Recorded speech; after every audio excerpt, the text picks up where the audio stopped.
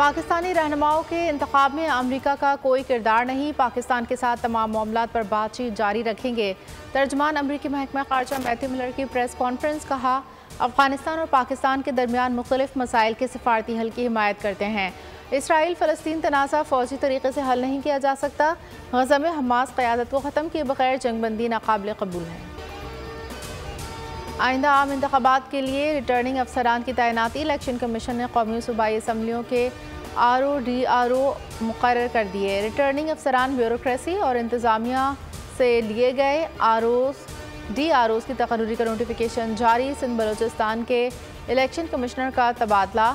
एजाज अनवर बलोचिस्तान में सूबाई election commissioner तैनात। बलोचिस्तान के इलेक्शन कमिश्नर शरीफ उल्लाह को सिंध में सूबाई इलेक्शन कमिश्नर तैनात कर दिया।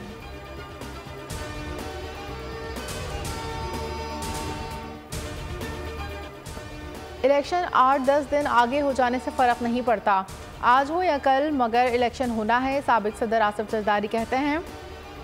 बानी PTI 30 साल से लाडला है, इसने खैबर पख्तूनख्वा में जाली लिस्टें बनाकर अफगानों को शनाख्ती कार्ड दिलवाए।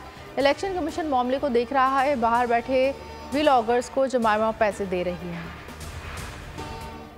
ऐसे हुआ जैसे 2017 में हमारी हुकूमत कितनी अच्छी चल रही थी, लोग भी खुश थे, मजदूर खुश था, किसान खुश था और महंगाई नहीं थी मुल्क में। 2018 के इलेक्शंस में क्या हुआ था कौम जानना चाहती है। कायद मुस्लिम लीग नून का सिंध में सरगर्मियां तेज करने का फैसला। 18 दिसंबर को कराची आएंगे, सिंध भर में जलसों का ऐलान। पहला वर्कर्स कन्वेंशन 15 दिसंबर को हैदराबाद में होगा।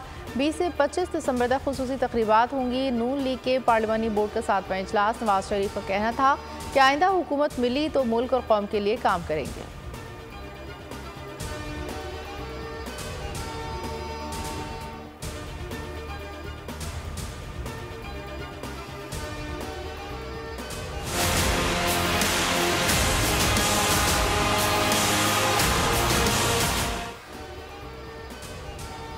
साबिक वज़ीर आज़म जुल्फ़िकार अली भुट्टो के अदालती कत्ल से मुतालिक सदारती रेफरेंस पर समाअत आज होगी। चीफ जस्टिस की सरबराही में 9 रुकनी लार्जर बेंच समाअत करेगा। बिलावल भुट्टो ने रेफरेंस की समाअत की बराह रास्त नशरियात के लिए दरख्वास्त दायर कर दी।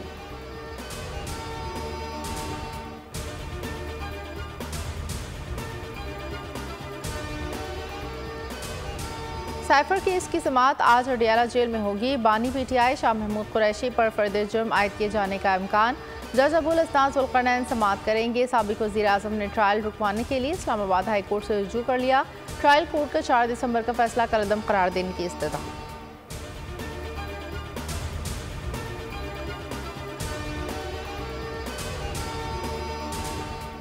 मिलिट्री कोर्ट्स में सिविलियन ट्रायल के खिलाफ फैसला। वज़ारत दाखिला ने भी फैसले के खिलाफ अपील दायर कर दी। इंट्रा कोर्ट अपील में फैसला कलअदम करार देने की इस्तदा। अपील में मुख्तलिफ कानूनी सवालात उठाए गए। राना सनाउल्लाह कहते हैं justice retired Jawad S Khawaja कौमी मुजरिमों को रिलीफ दिलाना चाहते हैं। 9 मई के मुजरिम किसी रियायत के मुस्तहिक नहीं।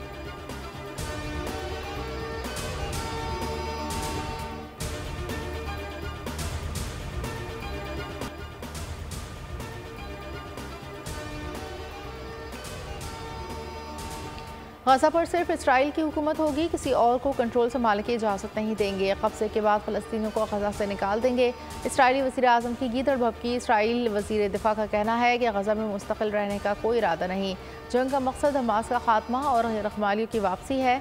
हमास के तर्जुमान अबू उबैद का वाज़ेह ऐलान। कहा, मुज़ाकरात के बगैर कोई भी यरगमाली रहा नहीं किया जाएगा।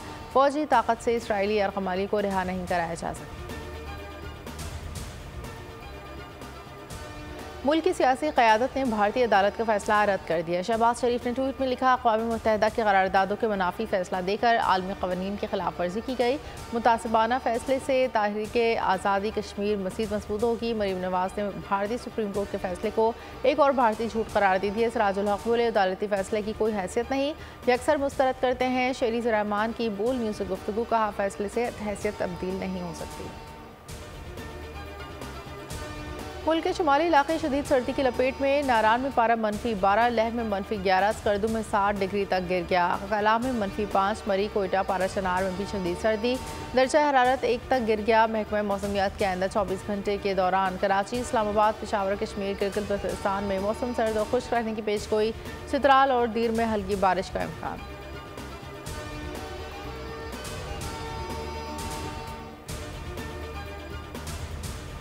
मुख्तलिफ शहरों में धुंध का राज, हद निगाह इंतहाई कम। Motorway M2, M3, M4, M5 धुंध के बाइस बंद। हद निगाह इंतहाई कम होने पर ट्रैफिक की रवानी मुतासर। तर्जमान मोटरवे पुलिस की ड्राइवर्स को फॉग लाइट से इस्तेमाल करने की हिदायत। तमाम को गैर ज़रूरी सफ़र से गुरेज का मशवरा। इंतहाई ज़रूरत में तेज़ रफ्तार से परहेज़ और अगली गाड़ी से मुनासिब फासला रखें।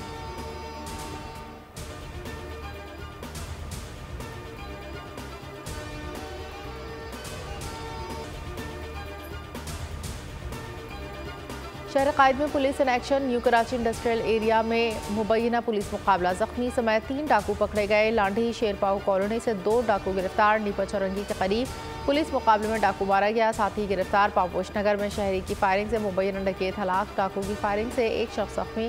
सफूरा गोट में डकैती मुजाहमत पर फायरिंग, नौजवान जख्मी। नॉर्थ कराची 2 मिनट चौरंगी के करीब गोली लगने से 1 शख्स जख्मी।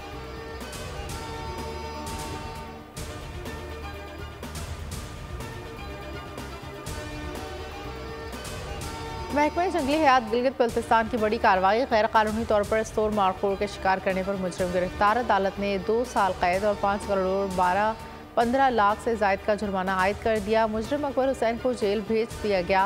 मुजरिम को जुर्माने की रकम अदा न करने की सूरत में मज़ीद 2 साल कैद की सजा भुगतनी पड़ सकती है।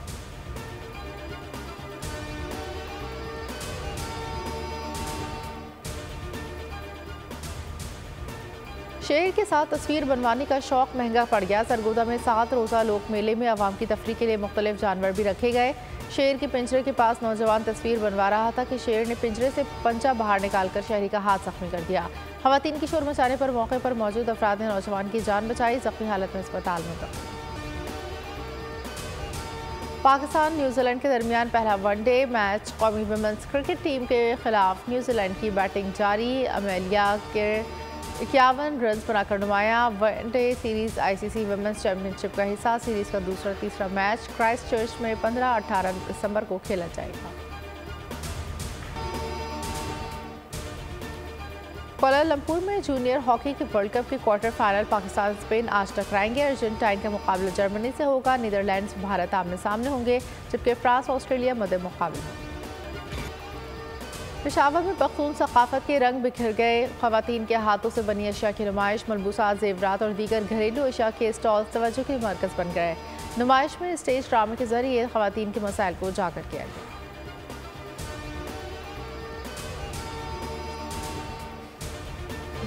सऊदी अरब में रियाज सीज़न की रौनकें। बोलीवुड वर्ल्ड में चेयर लिफ्ट, मसनूई झील, एहराम मिस्र, ताजमहल, रोम, स्पेन, जापान, चीन, मराकश और दीगर ममालिक के मॉडल तवज्जो के मरकज़ बन गए।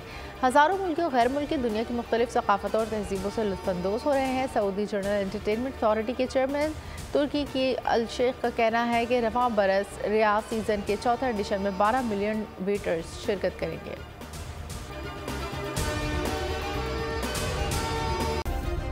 सब्सक्राइब करें और बेल दबाएं ताकि कोई खबर रह न जाए।